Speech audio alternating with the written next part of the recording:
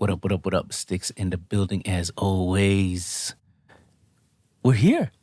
We're finally here We're here. at the masterclass with none other than STICS, sounds that inspire conscious souls. And today is actually kind of special because we have an in-house class together with a couple of people live from the studio.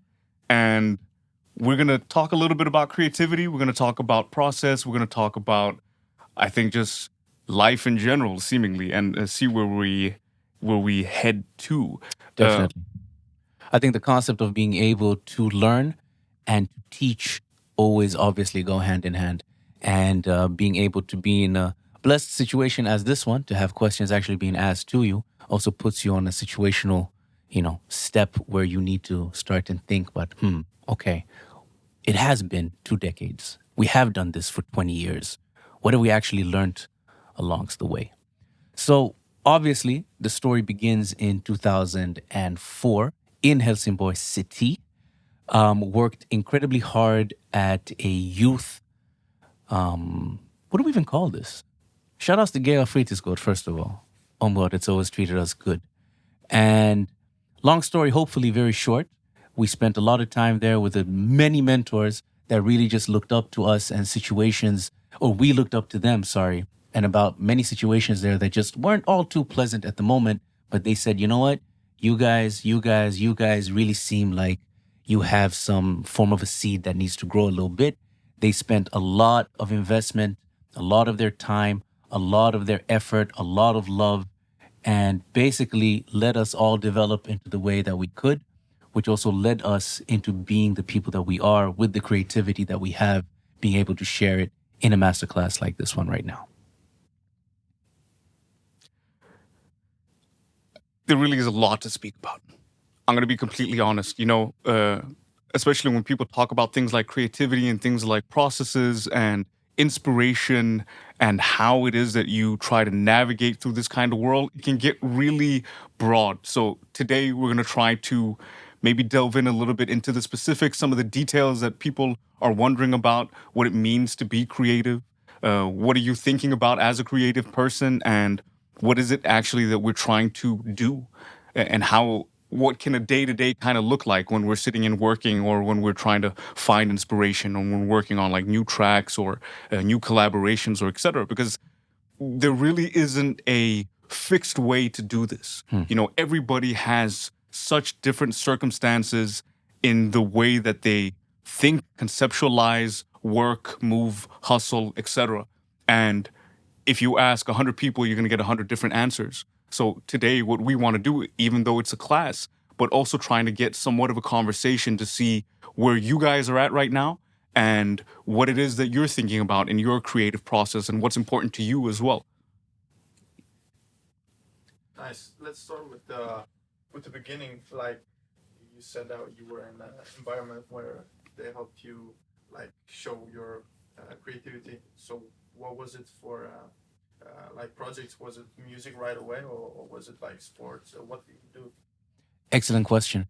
I mean, what happened first was we had one of these things called, what do you even call them? But it was basically like an evening night.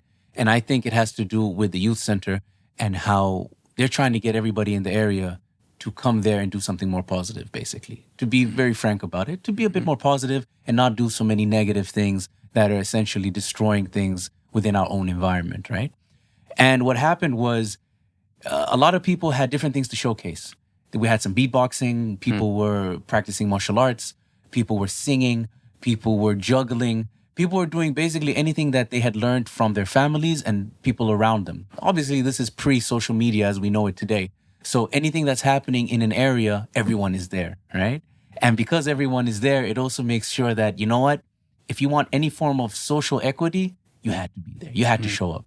It wasn't one of those, I can. No, you were there. And you hand witnessed everything that was being presented to you, where you could see somebody in your class or somebody in a class under you or a class above you with some form of I don't want to call it talent, but they had something that they could showcase. And because they could showcase it, it also meant that they had worked for something that they now could use.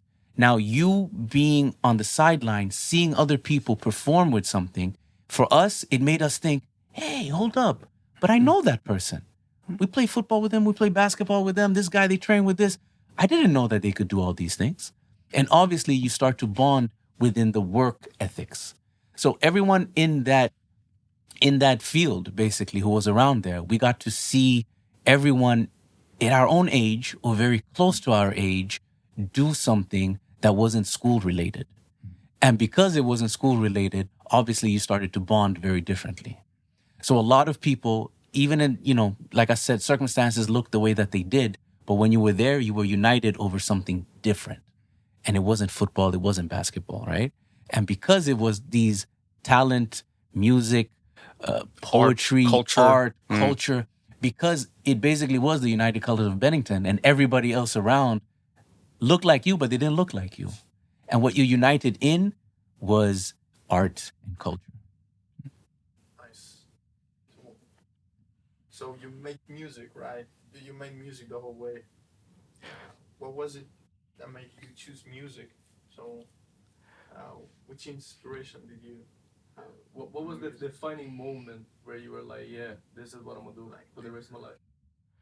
I think that's like a really good question. Like when do you really like decide to be the person that you are? I think that every single one of us maybe has a certain interest in a certain thing, but depending on how much time we can spend with something, that also kind of dictates how much it can grow and what can happen with it. Like in this youth center specifically, that was so extremely important for, everybody's development at that point.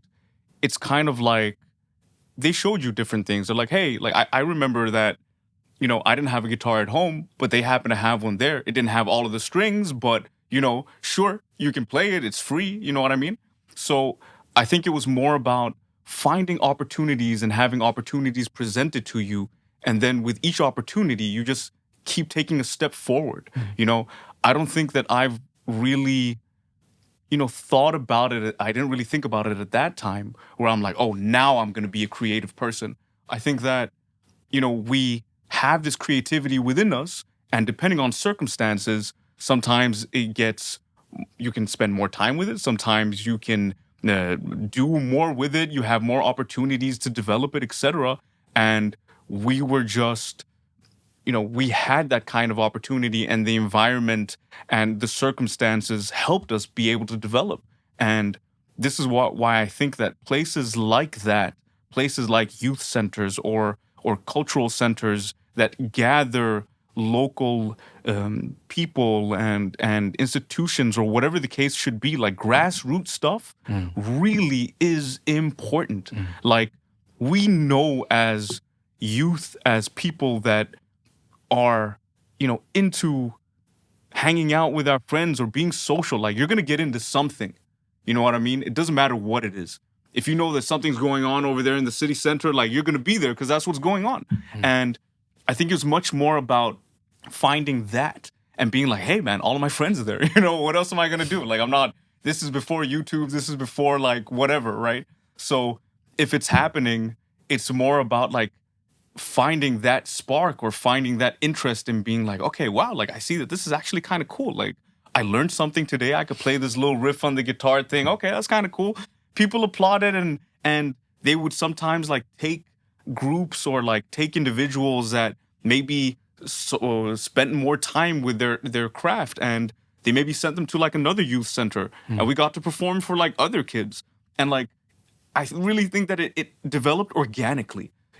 Eventually, once you start getting like older and money starts getting involved and whatever, then you're kind of like, okay, maybe I need to have a contract. Maybe I need to formalize this in one way, shape, or another. And then maybe you start thinking in terms of like, oh, I'm a creator now. Like I'm a formal creator. I need to have a name. I need to make sure that my taxes are paid. I need to, but before, I don't really think that any of us had this like idea. It's more about that you have something that you want to express. You have something that you're interested in. Maybe your friends just happen to be at the spot and you just happen to learn along the way.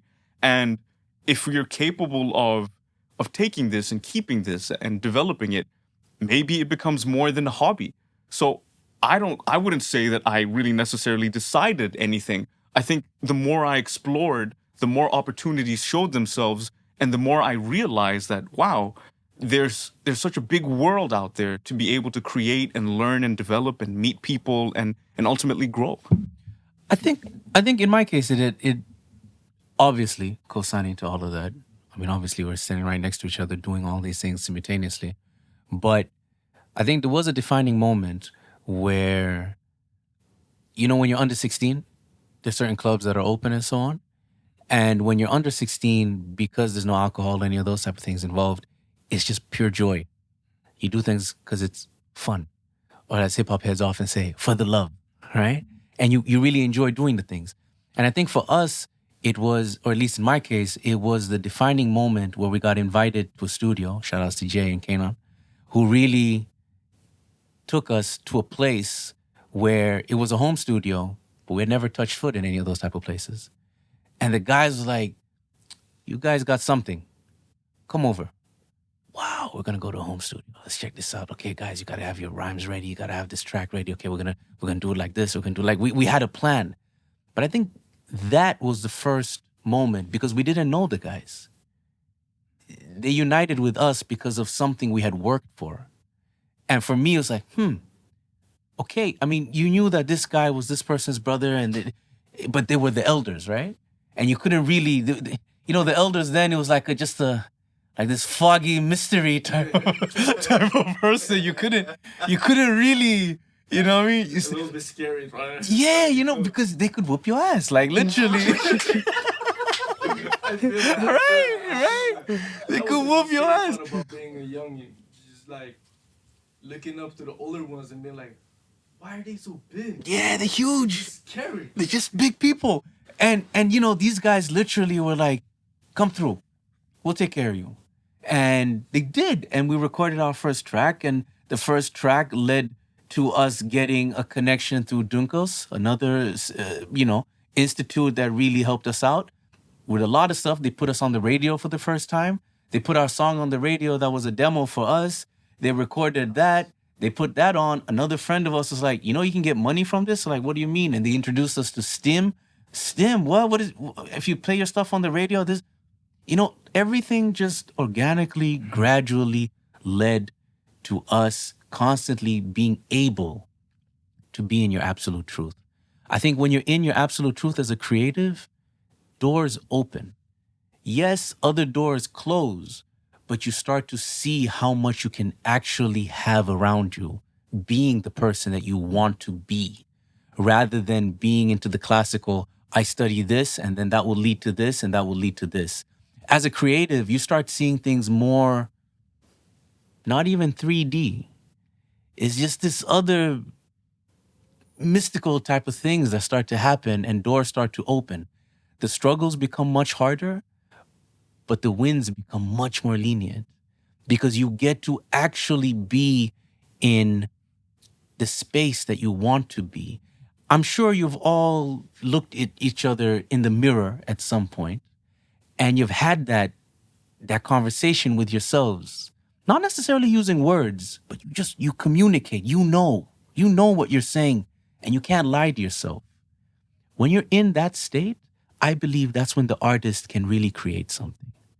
And when you have people and institutes around you that can help you, facilitate you being in that space, that's when you grow the most. The artists that get to be in that space for the most of their time get to do the craziest work. And you get to invite someone into the most tangible piece of nuanced truth that you have to share. And I think that's where the best of art actually comes from. I was reading this book by Rick Rubin, and he was basically saying it has nothing to do with you creating art for someone else, but for others to get to witness you being in your essence. And when you can be that, that's when the artist gets to flow.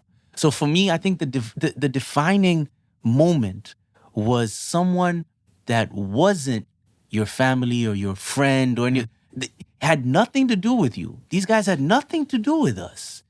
But they opened the door, they opened the curtain, and they said, hey, you guys, come check out this corner of the world. And we did. And they didn't misuse that trust, and we didn't misuse that trust. And again, because they saw something that was just pure art, I think, that was genuine, that was nice. Mind you, we're 16, 15, 16. Like when you make something at that age, you do it because you've done it in the corner of your bedroom, in your room, right? And then you get to share that. And it's a bit of a feeling like, okay.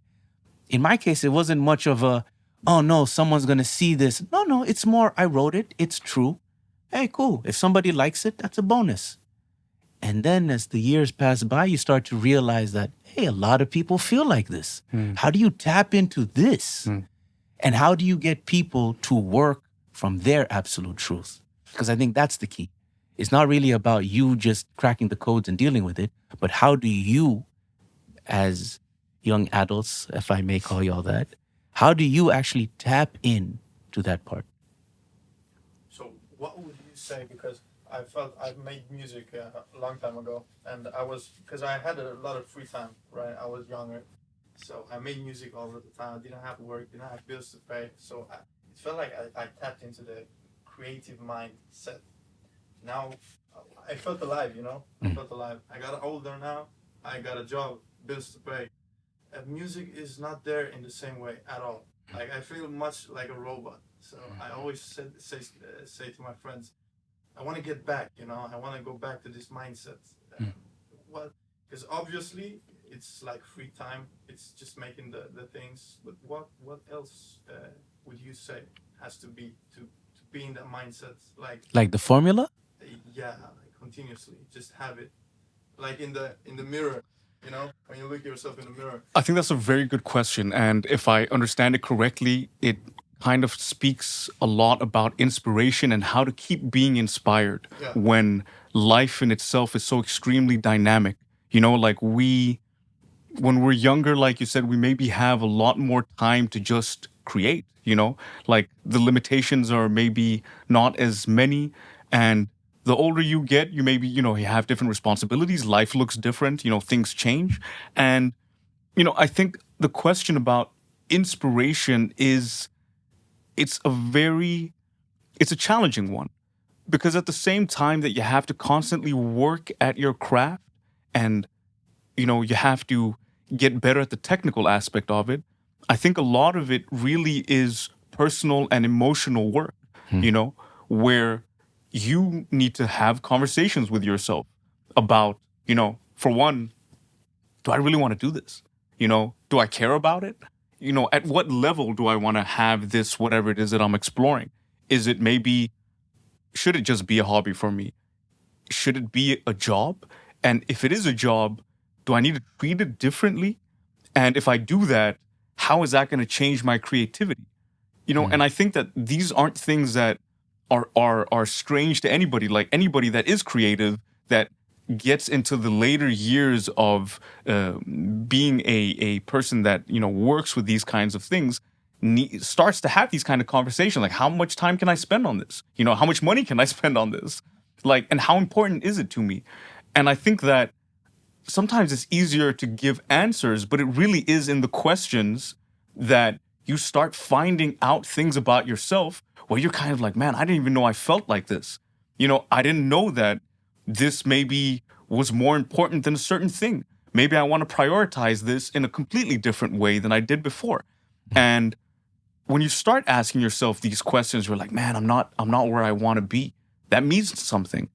When you're asking yourself like, man, like I need to change something. I don't really know what it is that's going on. But even that state of mind that you have where you're kind of like, I don't know what it is that I want to do or how I should do it, but I want to do something.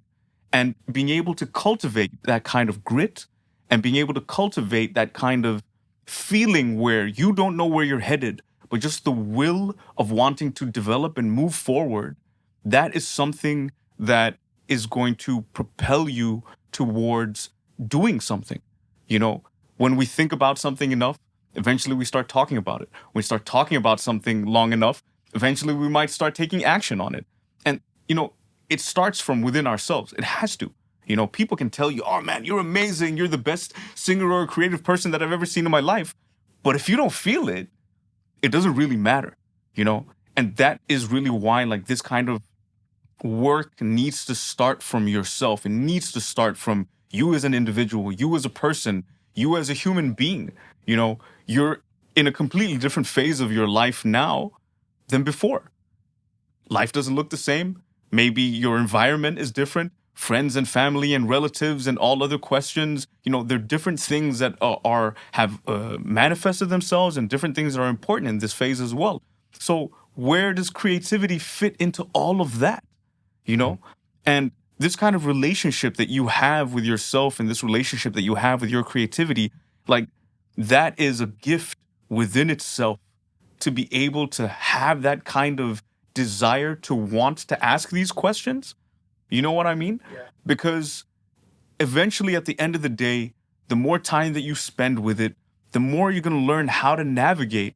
But knowing that there's a reason to why we have these feelings. In the same way, when it itches, you know, we know exactly what it is. And, you know, in the same way, when we're like, man, I should maybe practice more, man. You know what I mean? Like, man, I really need to get better at that specific thing that I've been putting off. I wonder what would happen if I did this, or maybe I contacted that person. And that is already creativity at play. That is already creativity. Like, all of these things that we express afterwards, it's just a byproduct of the things that are going on internally already. You know what I'm saying? Like, all of this music and all of this art and all of this theater and creativity and things and etc. It's just expressions and manifestations of things and thoughts and emotions and feelings that people have been going around with anyway. Definitely. It's just that we now have the space and the possibility and capacity to be able to bring that into real life. So what do we do with inspiration? Because it's there. It comes every now and then. We can cultivate it. We can work with it. But what do you do when you get inspired? That's the question. I think when you have this feeling, first of all, acknowledge it. Step number one. It doesn't matter where you are, what you're doing, accept that this feeling has an intensity which is slightly different than your regular Monday.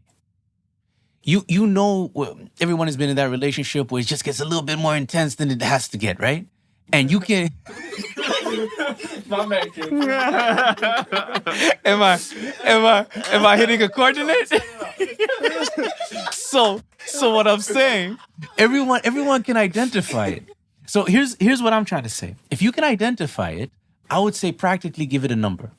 Does this feel like a +5 right now, or is this a +6? Is this a +12 right now, or is this a +1? When you can act accordingly to the feeling that you're feeling right now, you guys are doing whatever you're doing, you're having a good time, but you get that inspiration. It could be a riff, it could be a melody, it could be a punchline, it could be whatever it is. But this right now is a bit more intense than what it should be for this situation. Take a moment for yourself, go to the bathroom, excuse yourself, do whatever it is that you need to do, and try to capture that moment. Try to capture it. However you capture it, if you're taking a phone and you're singing along, if you're writing down the punchline quickly, whatever you need to do to capture as much as 100% of that feeling, do that. Once you have done that, let it be. Get back to it when you have an alone time. When you have your alone time, look at it again. Because I promise you, if it is as differently intense as your regular Monday, you will be able to work and get back to that feeling later on. And you can actually put a framework around it later on where it's not just your emotions going crazy. Yes, it's nice. Yes, it would be the best of worlds where you could just feel something at any given moment. You go wherever you need to go, press record and have that. But that's not reality. If you can get as close to that absolute truth, as I call that, I think you're good. Because the more of that you start to stack, the more of those moments where you start to stack, later on, you can actually do something with that. It's called packaging. Make sense? So when you can package all of that later on, that's when you start to think, is this now a career? Is this something, an extreme hobby? Is this a little bit of a side hobby? Like, what is this? You'll know when you have enough of that thing. If you don't have enough of that thing, it's just a moment, it's a feeling, and it comes and it goes. But when you can framework it, now you can do something with it. So recognize it. I think being able to be honest with yourself to recognize that you have that. And once you have that, then you do something with it. Honestly. Yeah, no, I totally get that because I've been at work and you know how days are at work, just boring. I worked as a bartender, so I was waiting for customers, and just out of the blue, I just started getting like some rhymes in my head, a little song, a little melody, and I just started writing it down because I had nothing else to do. And after that, I don't know, went like 2 months, and I became completely dry. I was in a dry spell. I was in a writer's block, as my friend calls it, and I couldn't figure a way out. And the thing that got me out was actually just going out with my friends and having a fun time. And I remember after going out with my friends and having a fun time, when I came back next day, I wrote what I would personally say is my best song. Mhm. And it was something that just came out of the blue. Mhm. In my head, I was stuck, but for some reason, just being out with my friends made me break that spell. Just being free and just being in the moment and not having to think about the music and just living for once actually helped me get past that writer's block. Definitely. Definitely. Whenever you're in a state of boredom, whatever you have suppressed will get life. And if you can, there's a difference between being bored, being in a state of boredom, and looking for boredom. People that meditate seem to be very nice and fine and life is good, right? But people that happen to become bored, it's a hell. It's a living hell. Oh, how do I get out of this? What can I do with this? They don't know what to do with their time. So I say, practice being bored or practice doing something different. That's why when you're in the shower, your best ideas come. Right before you go to sleep, your best ideas come. When you wake up in the morning, your best ideas come. When you're at work waiting for someone, your best ideas come. Because you have to be in a state, I believe, just me, I got no science behind this, any of those things, right? I believe that the human body refuses to be bored. We refuse. You would rather fall asleep than to be in that state of nothing ish. Your Whatever that body is. would rather go to sleep so it can dream Or rather, it'd rather make you crazy. or that, right? I often say like this, God forbid, I'm a person of faith. God forbid you happen to be in a situation with circumstances where you're captured. And when I mean captured, you're basically jailed physically. You can't go anywhere else and you're forced to be bored. You know what those stages can look like. Everyone has seen those movies. First, yeah, I can do this. And then you start to lose it. And then you start drawing. And then, have you all heard of this experiment where people start to have electrical shocks and just give themselves shocks just to have something to do? People refuse to be bored. Check it up. I forgot the name of it and the scientist right now, but check it up. People refuse to be bored. And what I'm saying is you can actually press that button of creativity. You don't have to be in writer's block because you can put yourself into that state. What I do every morning is I journal. Every successful person you'll ever read about on any YouTube channel, any other books or whatever they'll state is, they'll tell you to journal. What does journaling mean? It means that you need to write down your ideas of whatever the layers of ideas are on you. You watching a movie in the morning when you have no other senses that have been tingling over other things, and you watching a movie at night when you've had your whole day, all of these impressions that have been hitting you day, hour after hour after hour, is a different movie. You're in tune to a different thing. It's just different. So if you practice being bored, I believe you can actually unlock those things and you can choose when to be in your absolute truth. So, do you mean in the morning journal your thoughts that you feel, your feelings, or Yeah. just planning for the week? No, planning is very differently. I mean, journal. Whatever is on your mind, if it's a sentence, if it's a word, if it's a phrase, if it's an idea, journal. Okay. I would tell myself that I need to journal at least for 15 minutes. I've never done 15 minutes. I've never done 15 minutes, guys. It's always 30 seconds. It's always 2 minutes. It has never been longer than 3 minutes. And that was earlier on. I've done this maybe 3-4 years now. Completely changed my life. Completely. And I majored in philosophy. Like, I think a lot. I just think a lot. But when you can sort out your thoughts, you can start to pick which thoughts actually have some type of worthness. Which thoughts can you actually use? You have, I don't know what they said, 7,000 something thoughts in a day, whatever the case may be. some of them have to be great ideas. Some of them have to be great thoughts. Some of them. And a lot of them are just trash. It's just trash, right? Yeah. You know what I mean? It's just trash. So you need to essentially, like he was saying, know yourself. And when you know yourself, you know when you're being exceptionally good towards yourself and when you're not being exceptionally good to yourself. That's why it's so, somebody can say something and it can really stick with you. We've all had that one teacher who said something and it just stuck with you for like 20 years. Pun intended. But then again, you have those people, like what I wanted to bring back was being in those institutes from before, you had grown people that were actually trying to give you just not hope, but they believed in you. They believed in your skill set because they saw there's something about truth. There are very few people that can lie about truth. No pun intended. But when you see someone who is genuine, it's you can't fake that. It's very difficult, I would believe, to fake that. So when you have a grown person, it's not like they're at awe at what you're doing, and it's not that they're impressed about what you're doing, but they're just, hey, you got something. They recognize They something. recognize They something. recognize something within you that maybe you don't even see yourself, or maybe don't see how you can apply it to your life and how you can continue to develop it. And I think that those things are so extremely important. You know, sometimes we need that kind of external validation, especially early on when we're like exploring and searching for certain things, right? But of course, it needs to also come from yourself as well. That's why doing these kinds of things like journaling or writing a diary, it really is about being able to spend time with yourself. Nobody is ever going to be able to have a conversation with you the way you're going to be able to have a conversation with you. Facts. You get what I mean?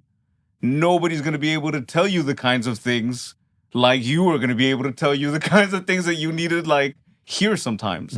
And that kind of honesty, we decide what kind of relationship we want to have with ourselves, what kind of friend or enemy we want to be to ourselves. And as creative people, we get to spend a lot of time with ourselves. You know, we get to spend a lot of time with our thoughts and emotions and ideas about who we are and who we can become, et cetera, et cetera, et cetera.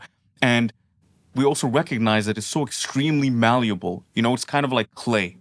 Depending on how we work with ourselves, depending on what we learn and what we do, we also recognize that we can build ourselves and ultimately, you know, destroy ourselves as well.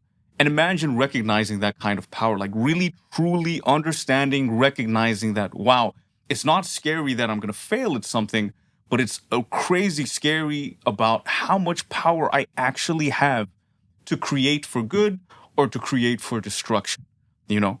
So what does that do to us when we start to recognize what we really are and we start to recognize this kind of internal power that we all possess in one way, shape, or another?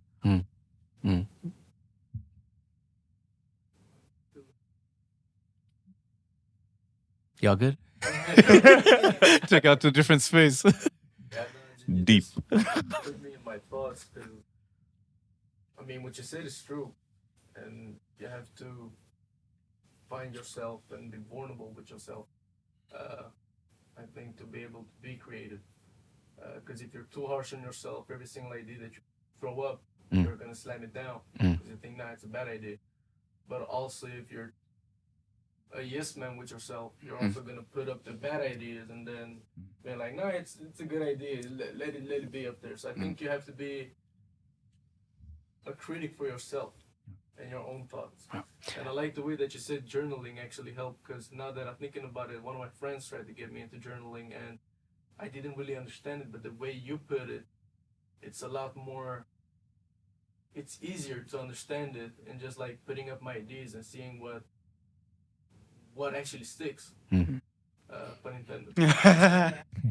Can't switch it up. Put it like this. I've journaled now for a while. I've told myself maybe 4 or 5 times, one of these days I need to actually read what I wrote. Hasn't happened yet. leaving something intrinsical, just leave it with the power that it has for itself. You writing, knowing that I got up, put it like this: everyone is consistent in being inconsistent. So the question is, how consistent can you be to being you? Not being fake, not putting on a role, not putting on a mask, not trying to please everyone else. How consistent, for how long can you be consistent in being truthful to you? And that is the space I would like to say or hope for you to spend a lot of time with. I have a question. What is really you? What is really you? Yeah, because you always, whenever you meet different kind of people, you adapt based on who you're talking to, and etc. Uh-huh. How do you know what is you? When you can look yourself in the mirror and continue looking yourself in the mirror. When you can think back of the day and who you met and the conversations that you had and still look yourself in the eyes. If your eyes go down, if your eyes move to the side a bit, if you squinch a bit with your body, there's some work that needs to be done. If you can take that same energy and place it in different places and still be truthful and not break society's lawful rules and so on and so forth, I think you're in a good trajectory on what is actually you. Or who is the person that you're willing to be in most of the time. If you're very different from who you are, then maybe your foundation in who you want to be and who you're working towards being maybe needs a little bit more time. But if you're steadfast and you're like confident in, no, but this is me, it's easier for you, I would say, it's easier for you to be you and change room than to be able to duplicate and copy the room. You're going to slip. Many rooms have very different people there. And it'll be very hard for you to be in a different room and not be you. So if you can spend more of the time in being you and understanding what that is, somewhere, somehow, obviously, you're going to have to switch up maybe a little bit. But if you switch up to a point where you're not comfortable, maybe you're trying to be someone else. This whole everyone, oh, but you're an artist and you have this imposter syndrome and so on. Who are you? What do you want to do? What do you want to present? Who do you want to be? What do you want to be remembered by? I often say that by the time I die, I want to be remembered by a couple of things. One of those things is, what good did I actually put forward? What good did I actually do? Not how much I accolades and how much you've won this and won that, and it doesn't matter. But anything which is timeless, anything where someone has taught you, given you a tool that will get to live on. There's a quote by Bruce Lee where he says, don't give your kids what you didn't have. I'm paraphrasing, something of this sort. Don't give your kids what you never got, but teach them the things that you were never taught. So if you teach them, right? If you teach them the things that you were never taught, they're good. They'll be good for a moment. But if you're stuck on, oh, you know what? I didn't get this. Your kids have a totally different reality that they're living by, but I'm going to give them everything that I didn't have. That means you're trying to live through them. So are you really being you? Are you being truthful to you? I wouldn't say so. Or are you actually trying to do good to the world? Are you actually trying to do good for your society? Because I'll have moments, I'll have days where I'm not in my most 100%. So if I invest in taking care of my environment, by the time I'm not feeling good, now I'm relying on my environment to take care of me. And I want y'all, you're at the age, y'all been in that situation where you've had a little bit too much, and praying that someone around you that you can trust are not going to draw a bunch of things in your face, but they'll actually, you know what I mean? But they'll actually take care of you. You know what I mean? His face was He was a- Really, we can't. Man, I became Leonardo da Vinci on that. But here's the thing, though. You also know with what type of friends you have around you, and when they're actually exaggerating about it, or you know what, tomorrow he's actually going to laugh at this. There's a difference. But essentially, you want to be able to take care of your environment, because had your Da Vinci hand really been that rough, he wouldn't be sitting right here next to us having this That's the conversation. truth. It's a good way to. good to know the difference between having fun with your friends and actually know when you need to help them and when you need to be there for them. That's why I think I'm really close with my friends because we always roast each other with it. Like, if somebody came up to me and said the things that they said, punch to the face. It'll be on. They're my bros. So I know that even though they're joking about it, if I'm in the mud, they're in the mud with me. And I've been in the mud, and they showed up. they showed up and they helped me. So I know that they're there. So I don't. They can roast me with whatever. They can say whatever. I don't care. I don't mind it because I know that they're there. And I think that's the big difference. Facts. Because a lot of people act like they're gonna be there, and then they just vanish. Yeah. Life. A lot of life. Any last question, Yeah, guys? so How we all feeling? all mindset questions now. Yes. Tell us about what you've done. How, like music, what music, what projects, life, your life.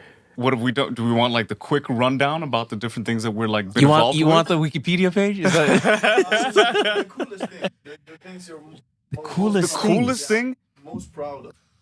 To be honest, like I think the coolest thing that There are me a lot. personally Yeah, there are that, a lot that of I'm those. just proud Yeah. of is just being able to continue. Yeah. You know what I mean? That is by far the coolest thing, the coolest accolade that I'll ever have is just being able to continue being creative and continue to create because I know that everybody can't do this. You know what I mean? I'm being completely honest. I know that everybody can't do this. And irrespective of what level it's at, I know that I can get up, I can write something, I can record something. Like that for me is the coolest. Of course, I can name a bunch of things that, you know, in the moment I was like, yo, that's kind of dope, man. I can't believe that I did that, man. That was kind of cool that I did that as well. Like, but at the same time, it's more about showing yourself that you're capable of doing it. That for me is the coolest ever. Showing myself that, you know, sometimes I didn't even believe in myself. And I was capable of surpassing certain things and being like, yo, that went pretty okay. You know, let's try it again. Wow, that actually worked. Imagine what I can learn. That is the most important thing. It's got nothing to do with what you know, but what are you capable of learning? Because it doesn't matter if you didn't know something yesterday. If you know it today, nobody can take that away from you. And being able to keep doing that, keep doing that, keep doing that, eventually you'll start looking at yourself and you're like, man, you know, I actually learned something. You know, I actually developed. I actually went forward and managed to create something from nothing, essentially, from hanging out with my friends and my people at like a youth center somewhere, that this became more than just a hobby. That for me is the coolest. More than just fun. Yeah. And it still is. You know what I mean? It still is. Put it like this. We were on tour once in 2008 with Lo. Shout outs to One Below. He really took care of us and showed us the ins and outs of touring, what that meant and this and that.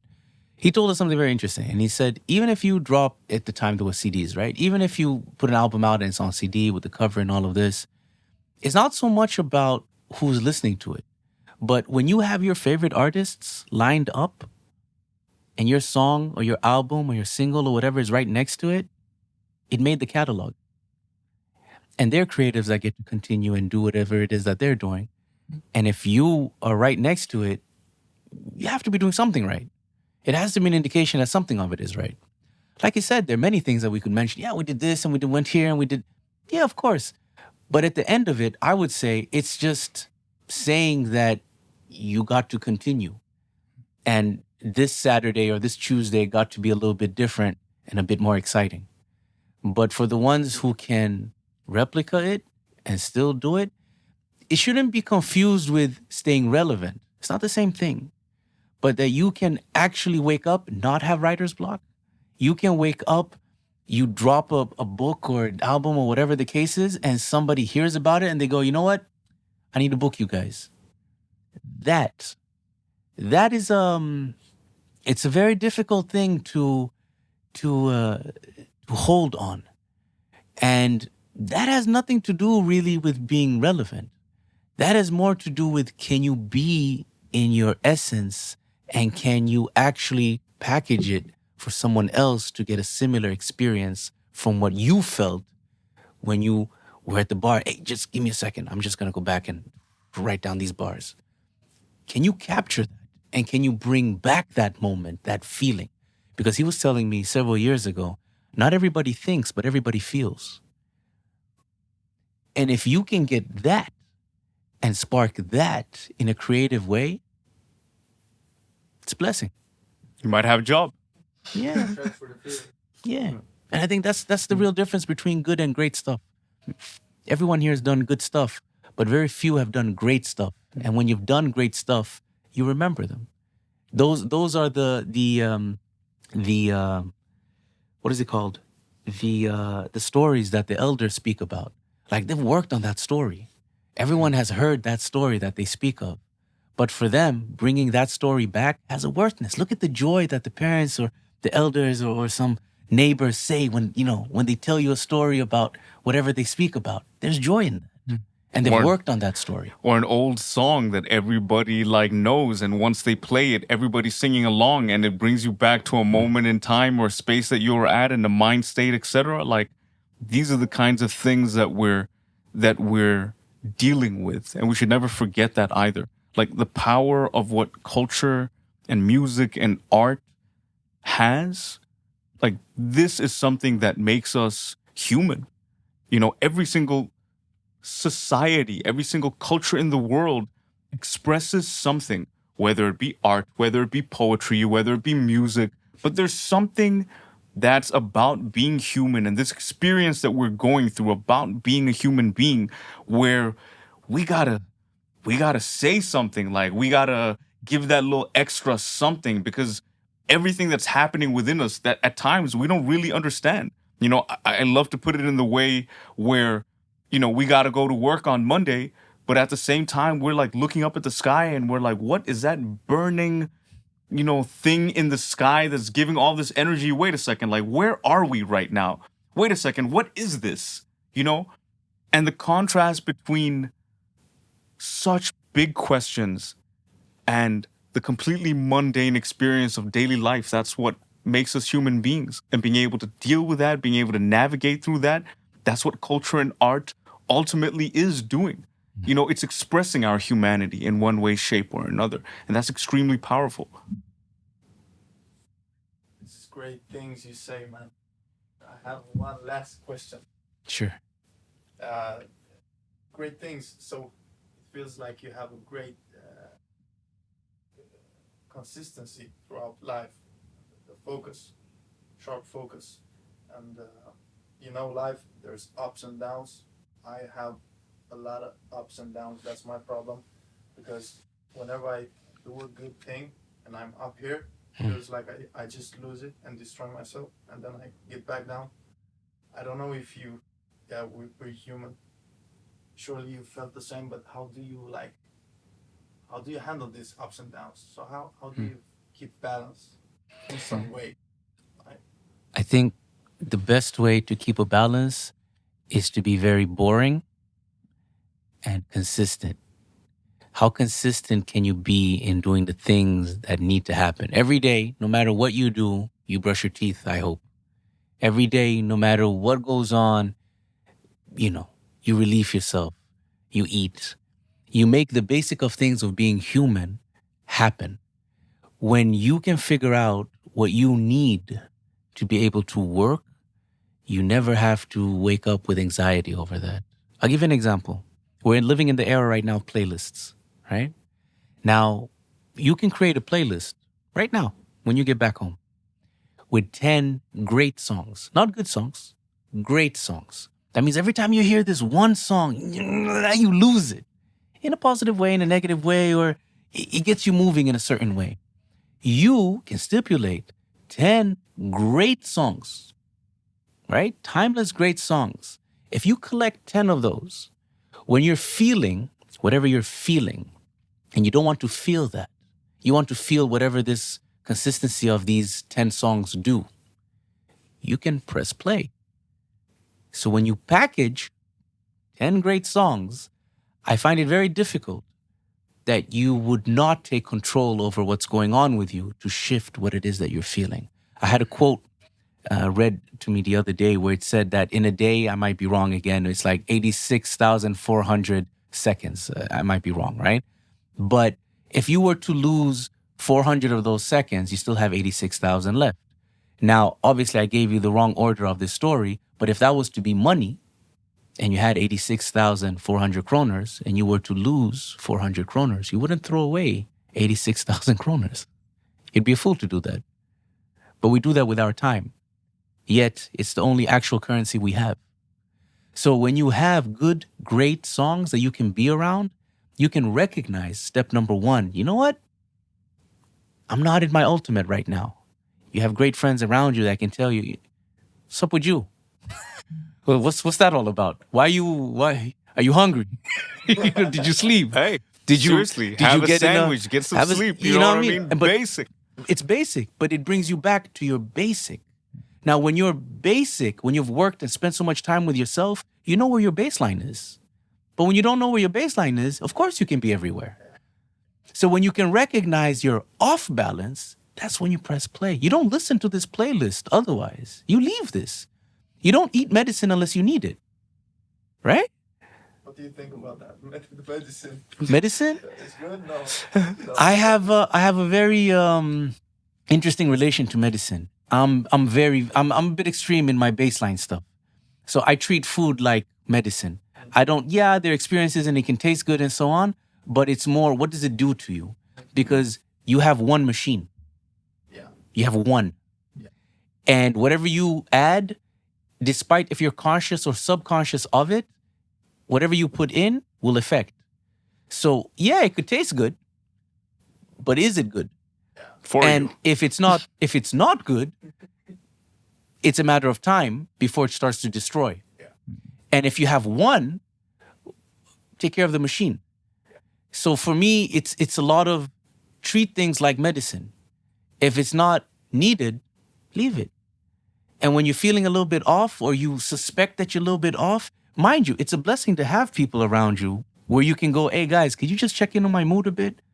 Could you ask me a few questions? Like, I don't know if I'm, I've done it so many times. yeah, and This guy. that's a blessing. Yeah, he's the best at it. That's a blessing, guys. He's the best. He tells me right off the bat, bro, you're You're off. up. Fix bro. that shit. Yeah, fix that, bro. And I'm like, what? Okay, I feel you.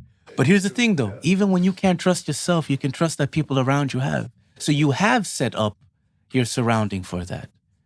Not everyone has the blessings for doing that. And that's why I'm saying you need to journal. That's why I'm saying you need to eat right. That's why I'm saying you need to stay hydrated. And it's not just, me trying to be older and be, guys, take care of you. No. There's a reason why it works for the people who are winning. There's a reason for that.